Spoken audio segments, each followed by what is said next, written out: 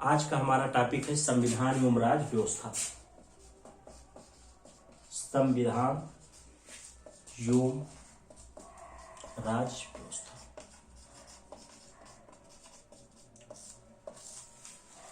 तो general study से संबंधित कोई भी एग्जाम होता है तो उसमें एक टॉपिक होता है सिलेबस में संविधान एवं राज्य व्यवस्था। तो आज हम लोग ये जानेंगे कि क्या संविधान और राज्य व्यवस्था एक ही है या दोनों में कोई अंतर है। तो इसी क्रम में हम लोग पहले देखते हैं संविधान किसे कहते हैं। तो संविधान किसे कहते हैं? तो संविधान उन नियमों, कानूनों या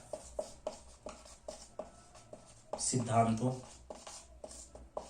का संग्रह होता है जिसके अनुसार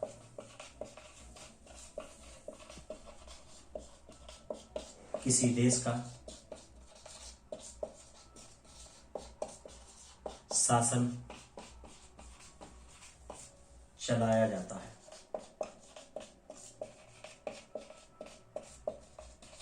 इसे सर्वोच्च कानून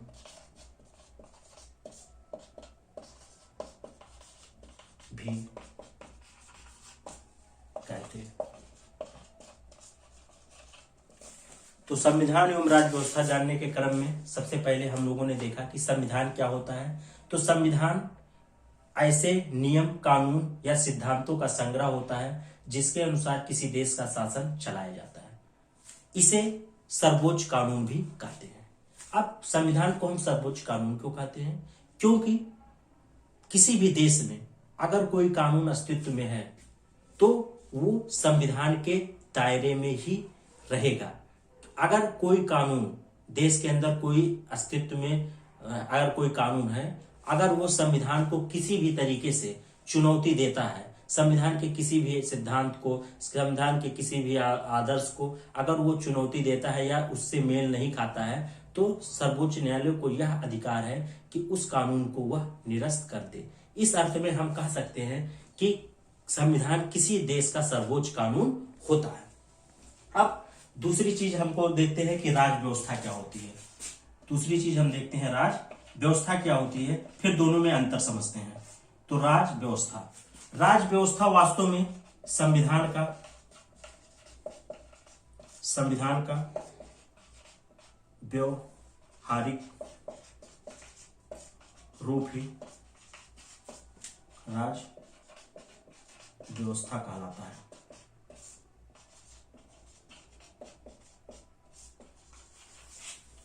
देखिए, संविधान क्या है? संविधान वास्तव में सिद्धांतों का एक संग्रह है। लेकिन राज्य व्यवस्था क्या है? राज्य व्यवस्था उसी सिद्धांत या संग्रह, उसी सिद्धांतों को लागू करने के क्रम में, यानी संविधान को लागू करने के क्रम में जो व्यवस्था उभर कर आती है उसी को हम क्या कहते हैं? राज्य व्यवस्था कहते हैं। अब इसको हम लोग एक एग्जाम्पल के माध्यम से ठीक से समझते हैं।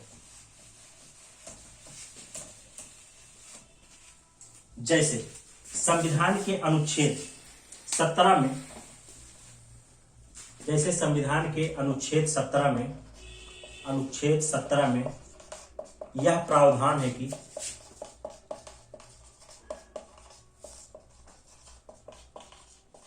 संविधान के अनुच्छेद 17 में यह प्रावधान है कि अस्पृश्यता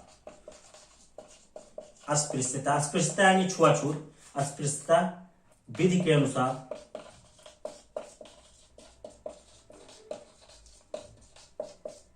एक दंडनीय अपराध है। तो ये तो हो गया कि संविधान के अनुच्छेद 17 में क्या लिखा गया है कि अस्पृश्यता यानी छुआछूत विधि के अनुसार एक दंडनीय अपराध है। तो ये क्या हो गया? ये वास्तव में संविधान का एक प्रावधान या सिद्धांत हो गया। लेकिन क्या इतना लिख देने से क्या वास्तव में व्यवहारिक रूप से अस्पृश्यता समाप्त हो जाएगी? नहीं। अस्पृश्यता को समाप्त करने के लिए, यानी इस संविधान के सिद्धांत को व्यवहारिक रूप देने के लिए हमको कुछ प्रश्नों का सामना करना पड़ता है। जैसे पहला प्रश्न ये उठता है कि अस्पृश्यता क्या है। अस्पृश्यता क्या है, अस्पृश्यता क्या है, क्योंकि संविधान सिर्फ इसी की बात करता है कि अस्पृश्यता विधि के अनुसार एक दंडनीय अपराध है, लेकिन संविधान इस चीज की बात नहीं करता कि वास्तव में अस्पृश्यता क्या है।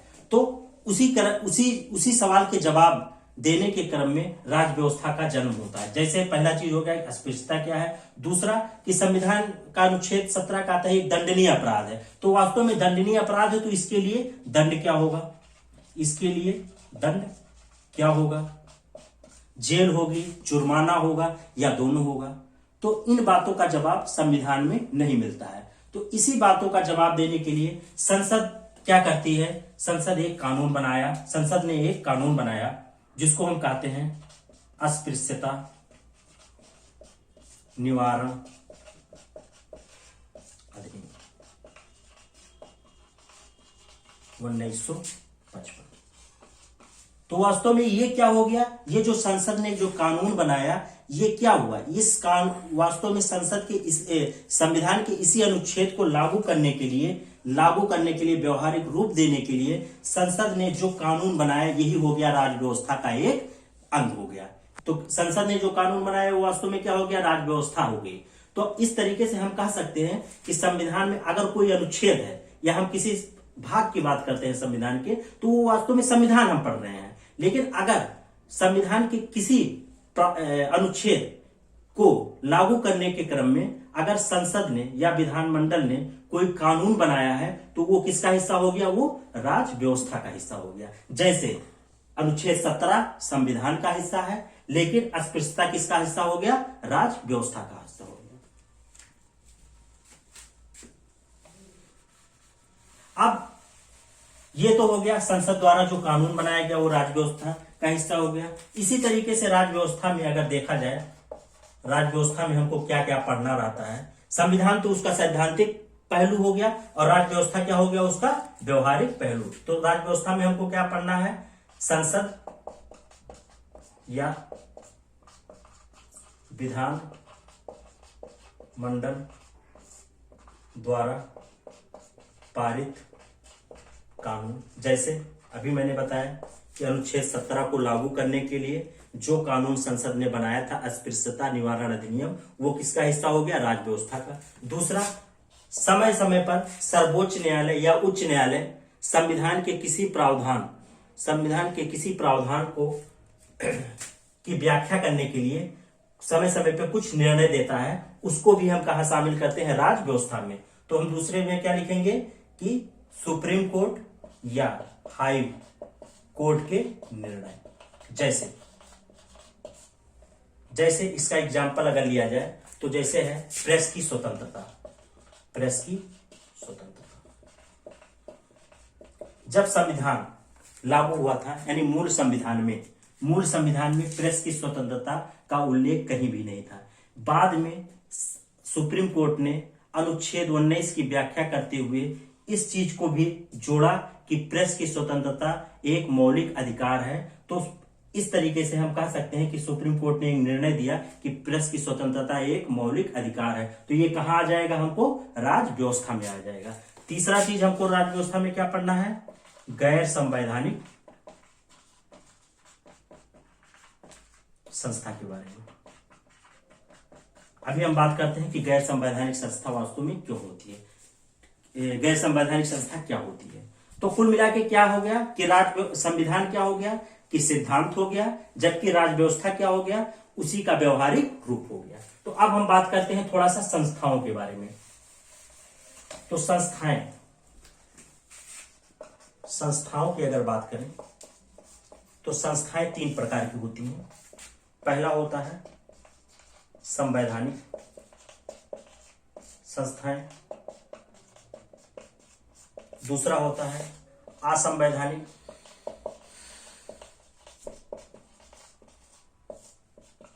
संस्थाएं, तीसरा होता है जो अभी हमने बात किया था राज व्यवस्था में जो शामिल किया जाता है, गैर संवैधानिक संस्था। तो अब तीनों में हम अंतर समझते हैं कि वास्तव में संवैधानिक संस्था किसे कहते हैं, असंवैधानिक संस्था क्या होती है, गैर संवैधानिक संस्था क्या होती है।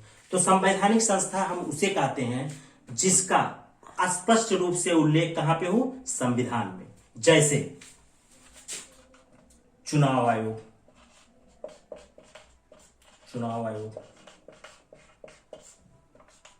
वित्त आयोग,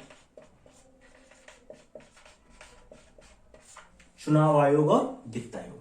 तो संवैधानिक संस्था क्या हो गई, ऐसी संस्था जिसका उल्लेख संविधान में किया गया हो और ये संविधान के अनुसार हो, यानी संविधान का ये संविधान के ही उद्देश्यों और आदर्शों की कहीं ना कहीं क्या करता हो, पूर्ति करता हो। तो ऐसी ही संस्था को हम क्या कहेंगे, संवैधानिक संस्था, यानी ऐसी संस्था जिसका उल्लेख डायरेक्ट कहां पे हो, संविधान में।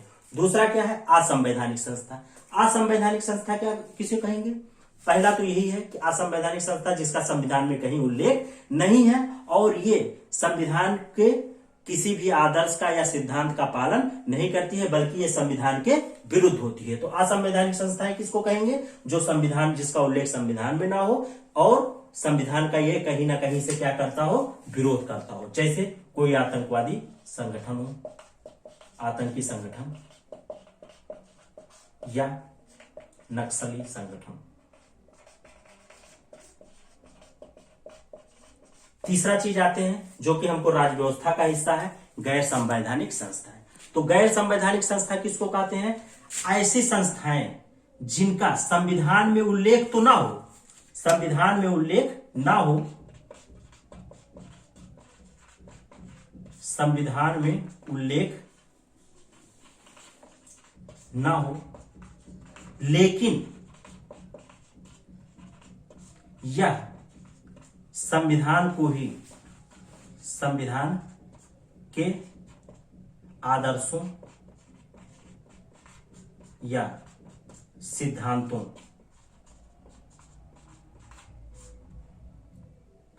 संविधान के आदर्शों या सिद्धांतों की ही पूर्ति करता है।